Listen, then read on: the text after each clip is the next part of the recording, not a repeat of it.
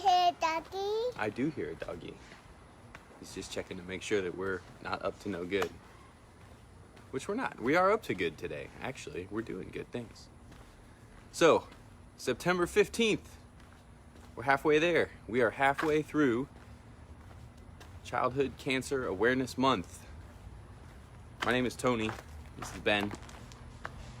Every day this month, we're walking in memory of Ben's older brother, my son Sam, who we lost back in January. And we're talking a little bit about him and his adventures, and we're trying to raise awareness and funds, awareness for the plight of the families and kids fighting pediatric cancer, funds for Alex's Lemonade Stand. We're in the middle of their Million Mile March, which is their big fundraiser during Pediatric Cancer Awareness Month. Let's talk about the fundraiser for a minute. We set a goal early January. I warned my wife that the goal was too low, but I had no idea. We set a goal at the beginning of the month to raise $1,000 for the Million Mile, for Alex's Lemonade Stand. Maud sent out a note to the Facebook group at 7 a.m. By 10 a.m. we had rolled through that. Guys, today we hit the $10,000 mark. Thank you. I mean, I am so humbled. It's just, you guys are amazing. One of the reasons that we blew through that today, there's been a lot of people donating, but we had a very fun, special thing happen today. Today is my friend Cheryl's birthday. Cheryl's daughter, Annika, has been fighting for a long time. If you guys have watched all these videos, you've heard me talk about Annika before. And Cheryl's husband, Jeff, in an amazing gesture, hit the Facebook group today for Annika's Army and said, hey, for Cheryl's birthday, we'd love for you guys to go over and shout Annika's Army in the fundraiser in memory of Sam and make a couple donations. And man, y'all are just amazing, just amazing. So thank you to everybody over there at Annika's Army. I hope you guys are enjoying these walks and talks too. I know how much Sam's journey, how hard it was for all of our friends and family. And so I know you guys are in this fight too, absolutely. And we appreciate y'all and all of the support that you guys give that family. We really do. Those folks over there are really important to me. So thank you for watching out for them. Beanie, What? should we sing happy birthday? Yeah. Okay, I'm gonna do it. I didn't know if I'd have the guts to do this or not, but I'm gonna do it. Hey, actually, you know what? I'm gonna hold off for just a minute. We'll see if Cheryl gets a chance to jump in and watch this. If not, we'll see. But I thought I might talk a little bit about Sam and Annika and some of the adventures they had tonight. When in October of 2019, Sam and I took one of our trips up to New York City. It was a trip that was supposed to last 4 days. They were gonna give him scans on one day, do what's called a flow study, where they checked make sure that his cerebral spinal fluid flowed properly through his brain and his central nervous system in preparation for his second dose of antibody therapy. They were going to do a lumbar puncture, and then when the lumbar puncture was done, that was supposed to be the last thing on the 4th day. I was supposed to whisk him off, and we had an airplane flight. So that 4th day, we got up there and we were talking to all of our nurses and saying, hey, we got a plane flight to make. I know everybody's up here, and if we can make it happen, that's great. If not, we'll figure it out. But man, they booked us through everything. We flew through that day. And about 1 o'clock in the afternoon, Sam's down for his lumbar puncture, and I'm waiting to come and get him. And one of the nurses comes and says, "Hey, the doctor'd like to speak with you for just a minute before you leave." I said, "Okay." So I went in and I sat down, and I mean, you guys heard me say this before. I knew the moment that I walked in there that it wasn't good news.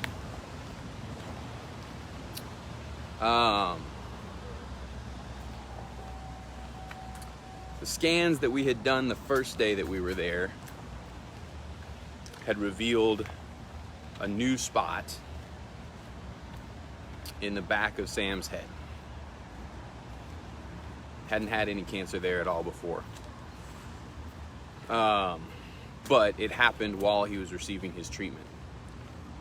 And it was inside his central nervous system, no doubt.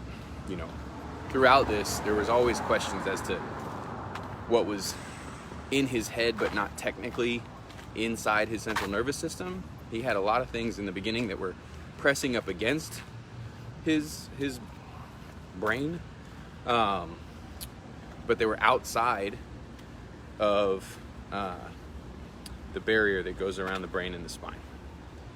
This one was not, and it wasn't the first one that wasn't, but. And so, instead of waking him up and whisking him out on a plane, I had to wake him up and give him the bad news that we were going to stay for at least a few more days while we figured out what the plan was going to be.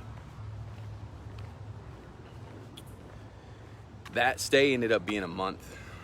He and I were unexpectedly in the Ronald McDonald House for 4 weeks instead of 4 days. There was surgery involved, brain surgery, treatments, a visit from sister. But if you go back to that very first day when I had to give that terrible news, there is an amazing woman up in New York City by the name of Barbara Zobian who runs an organization called Candlelighters. And we are going to have a talk with Barbara. Or I'll make her tell me how to talk about her for half an hour and what to say. But suffice to say for this story that she makes a lot of kids very, very happy up there, including Sam. And Barbara checked in on us to ask how things were going that day, and I had to give her the bad news that I had to give Sam. And he was not happy. Not happy. And Barbara said, "You know, I've got another family, a mom and her daughter, who they had a rough day too. So I think I'm going to send you guys out to dinner." And so Barbara knows a lot of people in a lot of places. And she sent us over to a restaurant called the Sugar Factory, which the kids absolutely loved. So do I. And we went out and we met Annika and Cheryl for the first time. And I gotta tell you, it didn't take the cab ride over there before our terrible, awful day just kind of melted away. There was this ridiculous chemistry between Annika and Sam. I don't know. Like, they just were hilarious. Hilarious. They started talking within 5 minutes as though they had known each other their entire lives. And it was so fun because they weren't talking about cancer. They weren't talking about how they felt or being sick. They were talking about kid stuff and just being kids and being silly. And that's what they always did when they were together, all the time. You've probably seen some pictures of Sam and Annika posted on a few of our pages and also in some of the comments for some of these videos. They're adorable together every time. I remember that time we went, Annika ordered like some kind of, it was like a drink with cotton candy in it. It was like a kid's cocktail with cotton candy in it. It was just amazing. The Sugar Factory does all these awesome, over-the-top, giant things. Rainbow-colored sliders.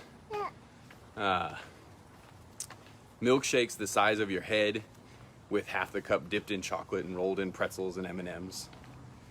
And so she gets this big watermelon something cotton candy, and they bring out the cotton candy on a side plate, and her eyes get like big as saucers. She's so excited for the cotton candy. And she didn't know that part of the gimmick of the drink is they put the cotton candy in the drink and then it melts into the drink. And so nobody asked, and they plopped that cotton candy into her drink, and her face just melted. You could see the disappointment written across there. And Sam leans across the table to me and goes, "Dad, do you think we can order a side of cotton candy for Annika? She just wanted to eat it." And so we did. We had him send down an order, a side order of cotton candy to fix it. But yeah, we had lots of adventures up there.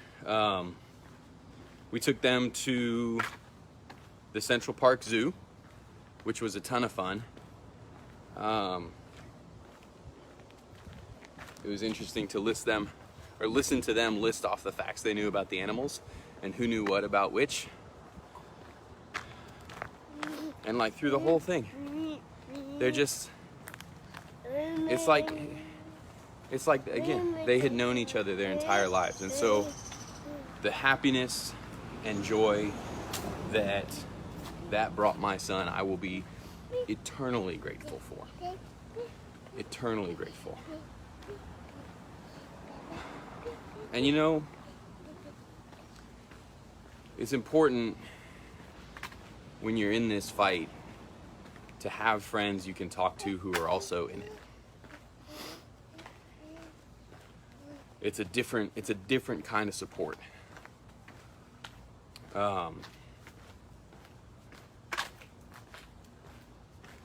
You know, being able to, I've told you before, there's lots of Facebook groups and things like that.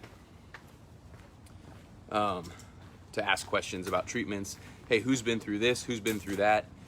What were the side effects? This is what I see right now with my kid. Has anybody else ever seen this? What can we expect?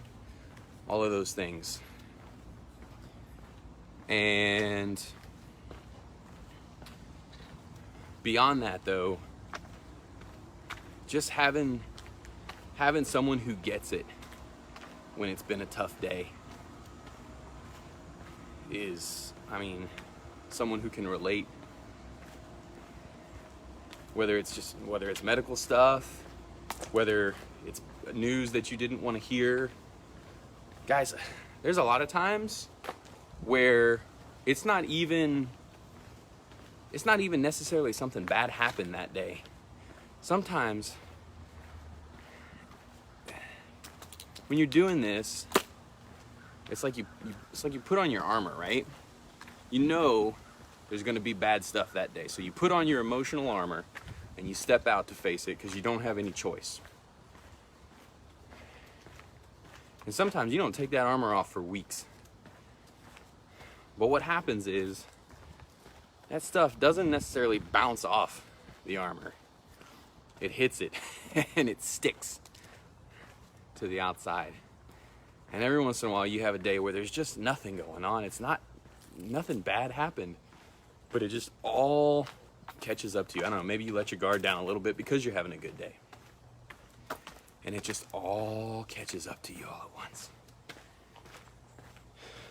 And so, you know, usually when I'm having those days, I just reach out and ask somebody else, hey, how you doing? Not because I'm trying to shift my burden anywhere, but it's nice when I can check in with somebody and hear things are going well, you know, or if they're not going well for both of us, it's nice to have somebody that you can kind of commiserate with, you know. But Cheryl, you are my friend, and I'm really glad that I met you. And happy birthday. I've been working up the courage, Beanie. Are you gonna do it? Sing happy birthday with me? Okay. We're gonna sing happy birthday to Cheryl. Are you ready? Here we go. Me. I don't know how this is gonna come out. Happy birthday to you. Happy birthday to you.